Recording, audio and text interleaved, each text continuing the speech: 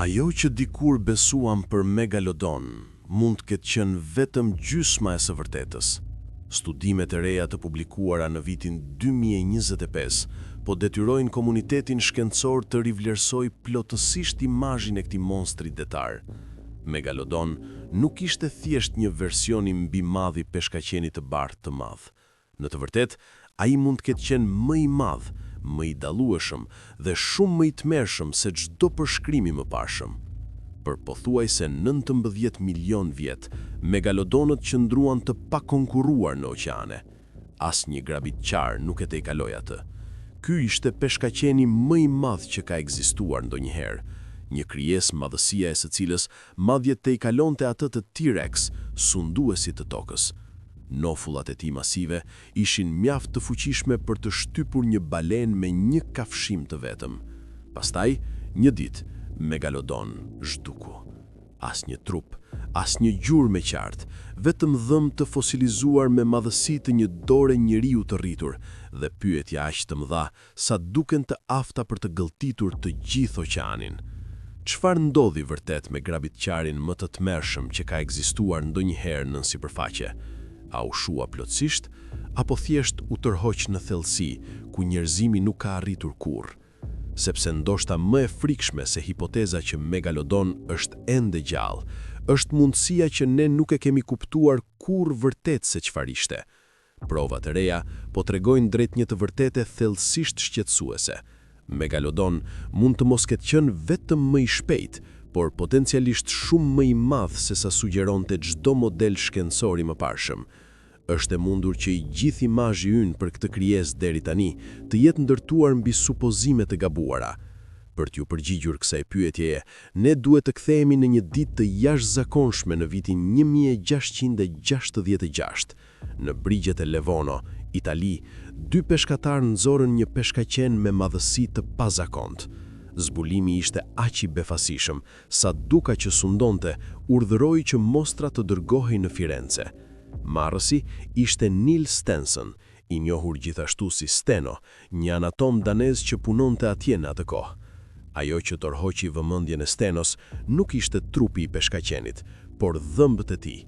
Ai vuri re një ngjashmëri të çuditshme midis tyre dhe ashtu quajturit gur gjuhësh, shkëmbinj trekëndësh, që nga antikiteti njerëzit kishin besuar se ishin gjuhë të fosilizuara të gjarpërinjve ose dragonjve. Ky zbulim jo vetëm që hodhi themelet për paleontologjinë moderne, por gjithashtu hapi derën e parë drejt misterit më të madh të oqeaneve, Megalodon. Në vend që të pranonte legjendat lashta, Niels Stensen propozoi një hipotezë që ishte radikale për kohën e tij. Ashtu quajturat gur gjuhësh nuk ishin produkte dragonjsh ose gjarpërinjsh mitik, por metina të vërteta të krijesave që kishin jetuar dikur në të kaluarën. Sipas tij, shkëmbinjt nuk u formuan në një çast, por u grumbulluan shtres pas shtrese, gjatë mijëra, madje miliona vitesh. Dhe kur një dhëmbë varroset brenda atyre shtresa sedimenti, ai bëhet një pjesë e kohës që regjistron ekzistencën e një krijese që është zhdukur.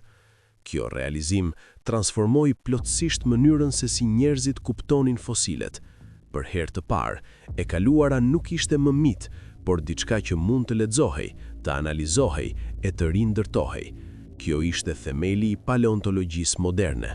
Pra, çfarë lidhje ka Megalodon me këtë revolucion në të menduarit? Përgjigjja qëndron në një detaj vendimtar.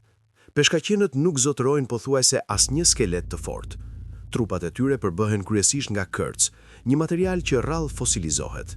Si rezultat, dhëmbët u bën pothuajse gjurmët e vetme që lanë pas në rekordin gjeologjik. Dhe me Megalodon, kjo bëhet edhe më e rëndësishme, sepse ai ishte një peshkaqen i pajisur me një makinë masive prodhimi dhëmbësh. Një Megalodon i rritur plotësisht mund të mbante deri në 276 dhëmbë në çdo moment të caktuar, të rreshtuar në radha të shumta brenda nofullës së tij. Dhëmbët më të mëdhenj mund të arrinin rreth 18 cm në gjatësi, të mpreft dhe mjaft të trash për të shpuar kockat e dendura të balenave. Këta dhëmbë vet u bën arkivi i vetëm i gjerit të dhënave nga i cili shkenca mund të mbështetej. Madje edhe identiteti i Megalodon vet është emërtuar sipas tyre. Megalodon në greqishten e lashtë thjesht do të thotë dhëmbë gjigant. Pa kocka, pa in të butë dhe pa DNA. Çdo gjë që dim për këtë krijesë fillon me formën, madhësinë dhe strukturën e dhëmbëve të saj. Për më shumë se një shekull, paleontologët kanë mundur prandaj me një pyetje qendrore. Çfarë lloj peshkaqeni ishte vërtet megalodon dhe me cilin lloj të gjallë është ai më afër sot? Në vitin 1835, Louis Agassiz u bë i pari që përshkroi zyrtarisht megalodon. Bazuar në dhëmbët e tij të mëdhenj, të mprehtë, trekëndësh dhe të dhëmballuar, ai e vendosi megalodon në të njëjtin grup me peshkaqenin e bardhë të madh, duke i dhënë emrin shkencor, Carcharodon megalodon. Për dekada kjo hipotezë mbeti kryesisht e pakontestuar. Ajo pikpamje arriti kulmin e saj në vitin 1996, kur Mike Gottfried së bashku me kolegët e tij prodhuan një rindërtim skeletik të megalodon duke ekstrapoluar madhësinë e trupit nga dimensionet e dhëmbëve duke përdorur peshkaqenin e bardhë të madh si shablon. Rezultati ishte një megalodon që dukej si një i bardhë i madh në shkallë masive, me trup të trash, muskulos dhe i tmerrshëm. Ky imazh shpejt u bë standardi jo vetëm brenda shkencës popullore, por edhe në të gjithë kulturën popullore. Hollywoodi e përnqafoi atë, publiku e mbajti mend atë. Megalodon u pasi versioni monster i peshkaqenit të bardhë të madh. Por shkenca rrallë ndalet në atë që është e përshtatshme. Deri në mesin e viteve 2000, Kevin Newberg dhe kolegët e tij kryen analiza më të thella morfologjike, duke krahasuar qindra dhëmb të fosilizuar me ato të llojeve moderne të peshkaqenjve. Rezultatet treguan se marrëdhënia midis megalodon dhe peshkaqenit të bardhë të madh ishte shumë më komplekse se sa u supozua fillimisht, duke sugjeruar se ata mund të kenë qenë vetëm të afërt të largët në vend se vëllezër të afërt në pemën evolucionare. Kur shkencëtarët vendosën dhëmbët e megalodon pranë atyre të peshkaqenit të bardhë të madh nën mikroskop, një e vërtet e mohojshme filloi të dalë. Ata nuk ishin vetëm të ndryshëm në madhësi, por të ndryshëm në natyrë. Forma e kurorës, lakërsia, skezat e dhëmballuar, madje edhe rrënja ku dhëmbi lidhet në nofull, thjesht nuk përputheshin. Thënë thjeshtisht, dhëmbët e peshkaqenit të bardhë të madh janë dukshëm trekëndësh, me skezë të mprehtë, pak asimetrik, të dizenjuar për kafshime të shpejta dhe coptim mishi. Në kontrast, dhëmbët e megalodon janë më të trash, më të rrumbullakët, vertikalisht të fuqishëm dhe të ndërtuar për të rezistuar ndaj forcave ekstreme. Këta janë dhëmbë të dizenjuar për shtyp, jo thjesht për coptim. Kjo ndryshim themelor e bën hipotezën që peshkaqeni i bardhë i madh evoluoi nga megalodon gjithnjë më të vështirë për të mbrojtur. Në vend të kësaj, provat sugjerojnë se këto dy lloje ishin thjesht grabitqar të mëdhenj që evoluan paralelisht duke u përshtatur me role të ngjashme brenda ekosistemit, në vend që të ishin paraardhës dhe pasardhës brenda të njëjtës linjë. Në vitin 2019, bazuar në një seri analizash të reja, paleontologja Donna J. propozoi formalisht vendosjen e megalodon brenda familjes Odontaspide, një grup peshkaqenësh të lashtë që tani është plotësisht i zhdukur, shpesh i referuar si peshkaqenët e mëdhenj me dhëmb gjigant. Kjo përfaqëson një linjë evolucionare shumë më të vjetër se ajo e peshkaqenit modern të bardhë të madh. Brenda kësaj familjeje ishte Odontaspides obliquus, paraardhësi më i hershëm i njohur i megalodon, i cili dominoi oqeanet gjatë epokës së Eosenës, afërsisht 60 deri në 37 milion vjet më parë, kur toka ishte shumë më e ngrohtë se sa është sot dhe balenat më të hershme kishin sapo filluar të shfaqeshin. Kjo sugjeron se megalodon nuk ishte vetëm një grabitqar në maj, por gjithashtu produkti një ekosistemi oqeanik plotësisht të ndryshëm nga ai që njohim sot. Si rezultat, emri Odontaspides megalodon është bërë gjithnjë e më i zakonshëm brenda komunitetit shkencor. Natyrisht, jo të gjithë bien dakord. Disa kërkues vazhdojnë të përdorin emrin Carcharekles dhe debati mbi klasifikimin bazuar në dhëmb nuk është zgjidhur plotësisht. Por pavarësisht nga emri i përdorur, një gjë është tani e qartë. Megalodon nuk ishte një peshkaqen gjigant i bardhë i madh, por një krijesë që i përkiste një linje të veçantë evolucionare. Dhe kjo ishte vetëm gabimi i parë. I dyti dhe ndoshta shumë më i befasishëm ka të bëjë me madhësinë e vërtetë të megalodon. Për dekada, çdo vlerësim i gjatësisë së trupit të këtij lloji u ndërtua nga copa të fragmentuara, dhëmb të fosilizuar dhe një grusht ruazash kurrizore të rralla. Asnjë referencë me trup të plot. Nga ato të dhëna të kufizuara, shkenca dikur besonte se megalodon matej afërsisht 15 deri në 18 metra në gjatësi, një shifër tashmë e tmerrshme.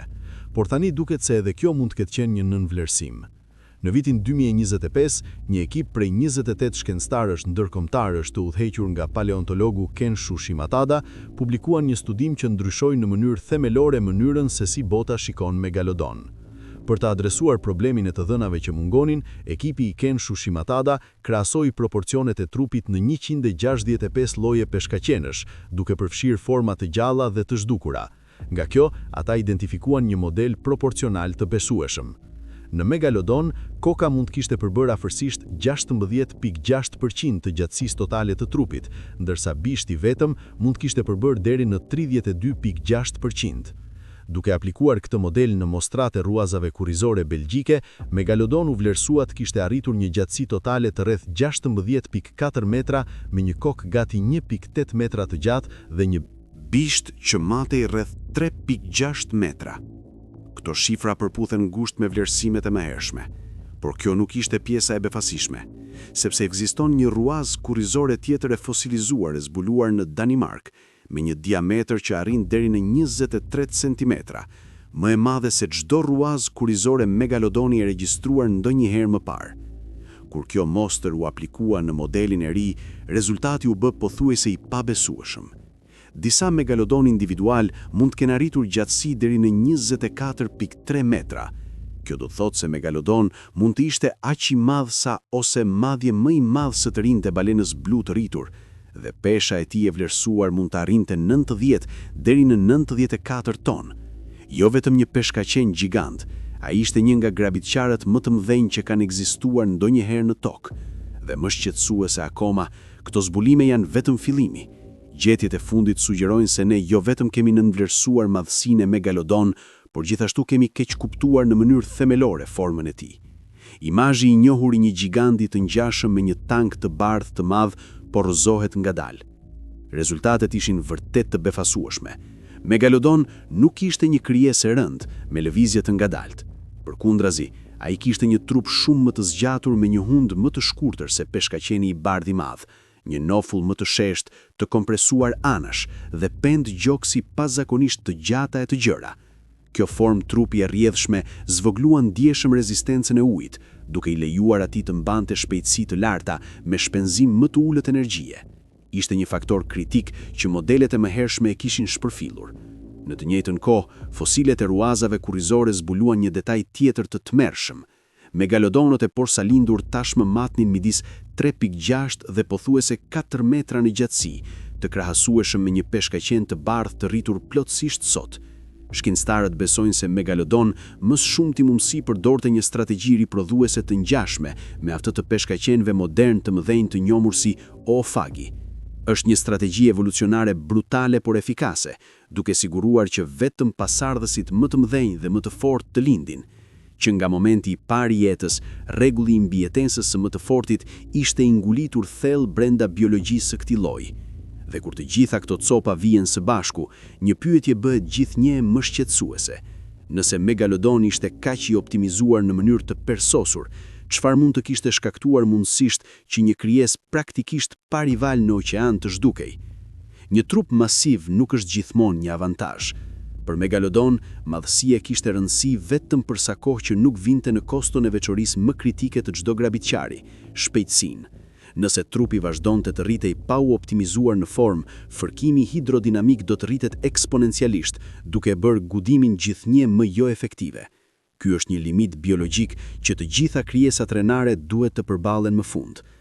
Ky parim nuk zbatohet vetëm për megalodon, botoejtët duket se përfitojnë nga përfitime të ngjashme. Balena blu, krijesa më e madhe që ka ekzistuar ndonjëherë në tokë, mund të arrijë gjatësi pothuajse 30 metra, pikërisht për shkak të trupit të saj jashtëzakonisht të zgjatur, të lëmuar, një që është pothuajse e optimizuar në mënyrë të persosur për hidrodinamik. Fal këtij dizenji, ajo mund të udhtojë qindra mijëra kilometra nëpër oqeane gjatë jetës së saj, pa shpenzim të tepërt energjie. Megalodon me një strukturë trupi më të lehtë dhe shumë më pak kock se gjitar detar, duket se ka shfrytzuar një avantazh të ngjashëm. Kjo ndihmon të shpjegohet pse lloji arriti një prani pothuajse globale.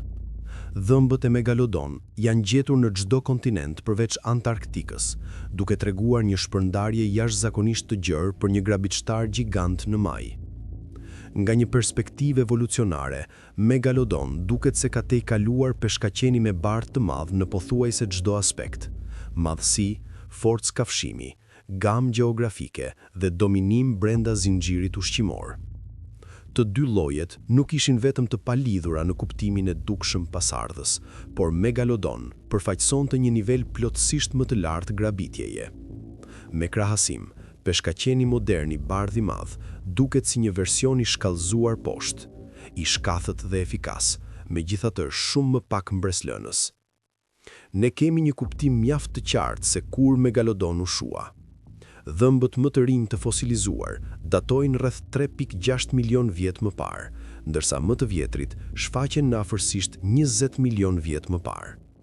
Kjo tregon se Megalodon ekzistoi dhe dominoi oqeanet për një periudhë jashtëzakonisht të gjatë, veçanërisht gjatë epokës së Mejosenit, kur detet ishin të pasura me lëndë ushqyese dhe popullsitë e balenave po lulëzonin. Gjatë Mejosinës së vonë dhe Pliosenës së hershme, oqeanet përjetuan një valë të madhe zhdukjesh. Më shumë se gjysma e të gjitha llojeve të mëdha të gjitarëve detar zhduken. Balenat e lashta, delfinët primitiv dhe shumë lloje breshkash gjigante detare ranë dramatikisht. Këto kafsh formonin burimin kryesor të ushqimit të Megalodon. Për një grabitshtar gjigant, rrëzimi i bazës së tij të gjahut nuk është një problem i vogël. Megalodon kërkonte një sasi të madhe energjie për të mbajtur trupin e tij masiv. Ndërsa llojet e mëdha të balenave zhduken, ai u detyrua të gjuante gjah më të vogël, e cila ishte shumë më pak efikase në aspektin e kthimit të energjisë.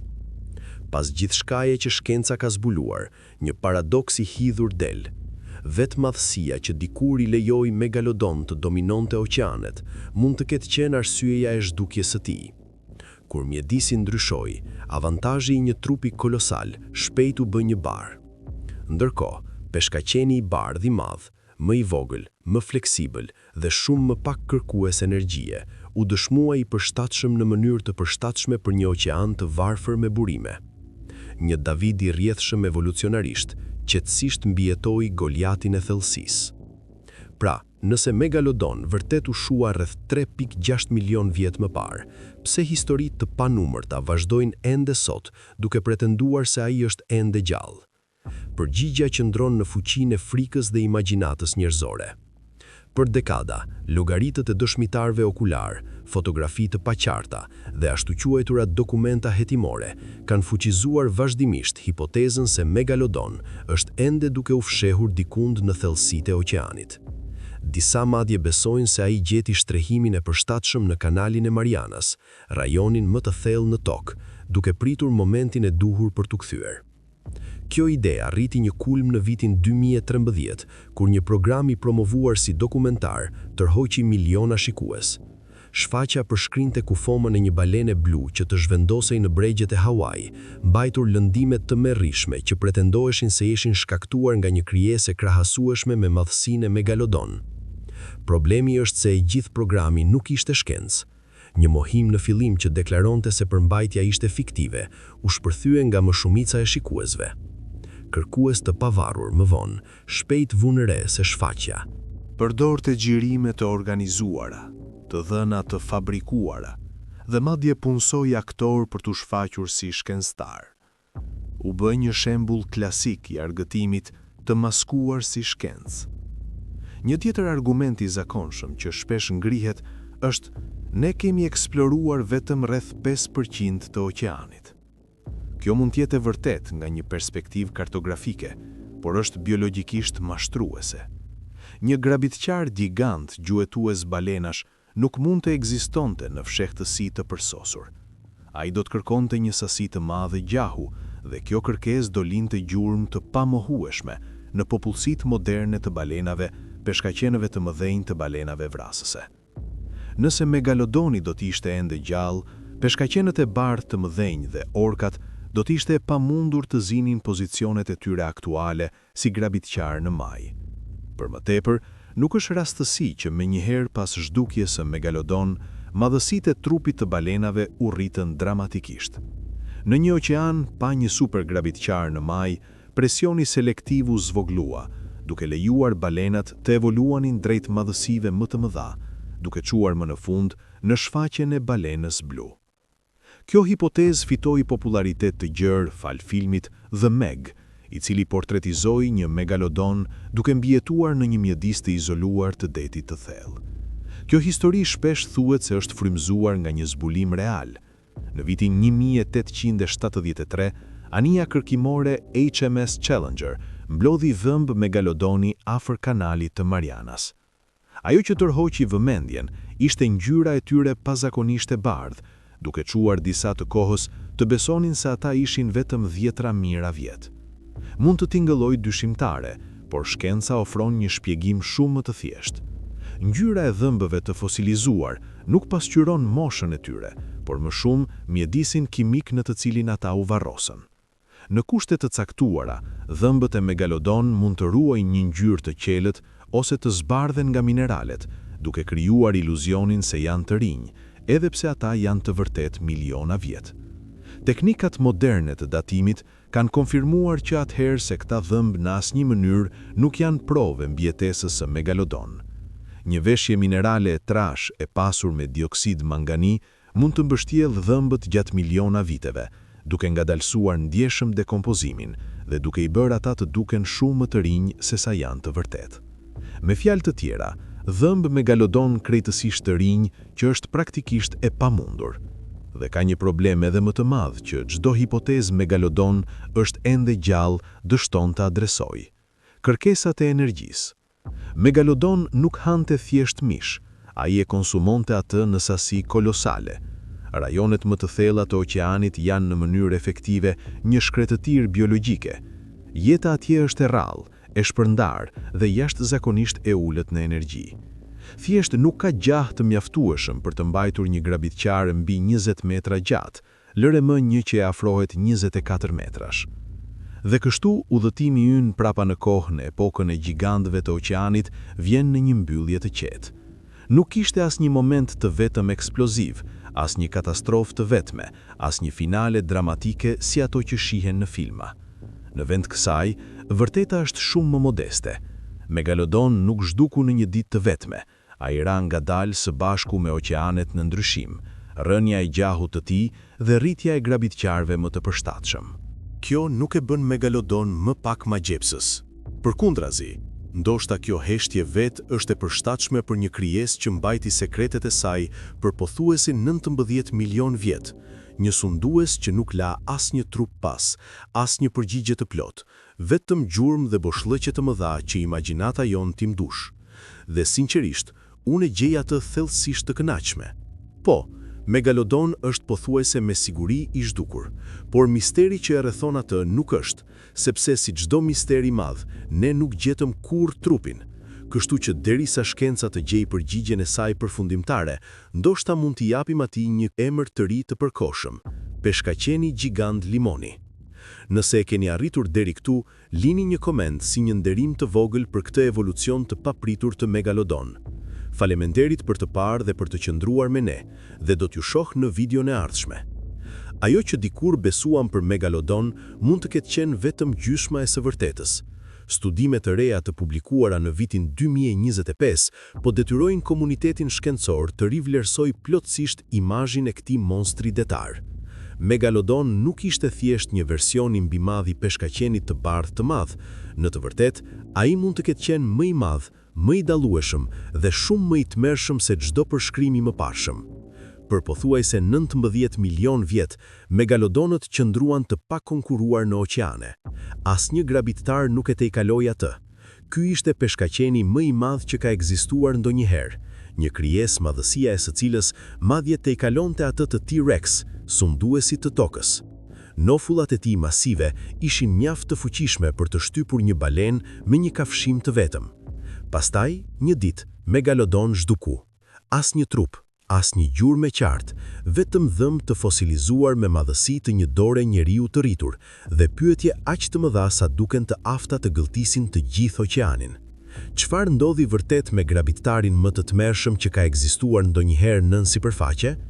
A u shua plotësisht, apo thjesht u tërhoq në thellësi ku njerëzimi nuk ka arritur kurrë? Sepse ndoshta më e frikshme se hipoteza që Megalodon është ende gjallë, është mundësia që ne nuk e kemi kuptuar kur vërtet se çfarë ishte. Provat e reja po tregojnë drejt një të vërteti thellësisht shqetësuese. Megalodon mund të mos ketë qenë vetëm më i shpejt, por potencialisht shumë më i madh se sa sugjeronte çdo model shkencor i mëparshëm. Është e mundur që i gjithë imazhi ynë për këtë krijesë deri tani të jetë ndërtuar mbi supozime të gabuara.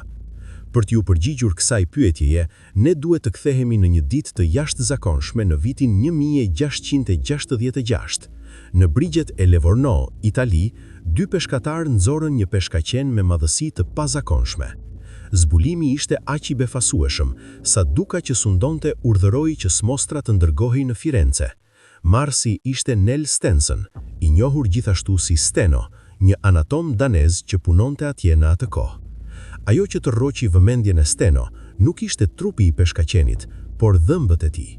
Ai vuri re një ngjashmëri të çuditshme midis tyre dhe ashtu quajturit gurësh gjuhësh, shkëmb trekëndsha që shën nga antikiteti, njerëzit kishin besuar se ishin gjuhë të fosilizuara të gjarpërinjsh ose dragonjsh.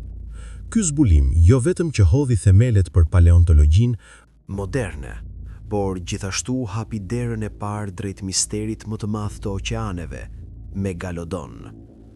Në vend që të pranonte legjendat e lashta, Neil Stenson propozoi një hipotezë që ishte radikale për kohën e tij. Ashtu quajturat gur gjuhësh nuk ishin produkte dragojsh ose gjarpërinjsh mitik, por mbetje të vërteta të krijesave që kishin jetuar dikur në të kaluarën. Sipas tij, shkëmbinjt nuk u formuan në një çast, por u grumbulluan shtres pas shtrese, gjatë mijëra, madje miliona viteve. Dhe kur një dhëmb varroset brenda atyre shtresave sedimenti, ai bëhet një copë kohe që regjistron ekzistencën e një krijese që është zhdukur. Ky realizim transformoi plotësisht mënyrën se si njerëzit kuptuan fosilet. Për herë të parë, e kaluara nuk ishte më mit, por diçka që mund të lexohej, analizohej dhe rindërtohej. Kjo ishte themeli i paleontologjisë moderne. Pra, çfarë lidhje ka Megalodon me këtë revolucion në të menduarit? Përgjigja qëndron në një detaj vendimtar. Peshkaqenët nuk zotrojnë pothuajse asnjë skelet të fortë. Trupat e tyre përbëhen kryesisht nga kërc, një material që rrallë fosilizohet. Si rezultat, dhëmbët u bën pothuajse gjurmët e vetme që lanë pas në rekordin gjeologjik. Dhe me Megalodon, kjo bëhet edhe më e rëndësishme, sepse ai ishte një peshkaqen i pajisur me një makinë masive prodhimi dhëmbësh. Një Megalodon i rritur plotësisht mund të mbante deri në 276 dhëmbë në çdo moment të caktuar, të rreshtuar në radha të shumta brenda nofullës së tij. Dhëmbat më të mëdhenj mund të arrinin rreth 18 cm në gjatësi, të mpreft dhe mjaft të trash për të shpuar kockat e dendura të balenave. Këta dhëmbë vet u bën arkivi i vetëm i gjerit të dhënave nga cili shkenca mund të mbështetej. Madje edhe identiteti i Megalodon vet është emërtuar sipas tyre. Megalodon, në greqishten e lashtë, thjesht do të thotë dhëmb gjigant, pa kocka, pa ind të butë dhe pa dëna. Gjithçka që dim për këtë krijesë fillon me formën, madhësinë dhe strukturën e dhëmbëve të saj.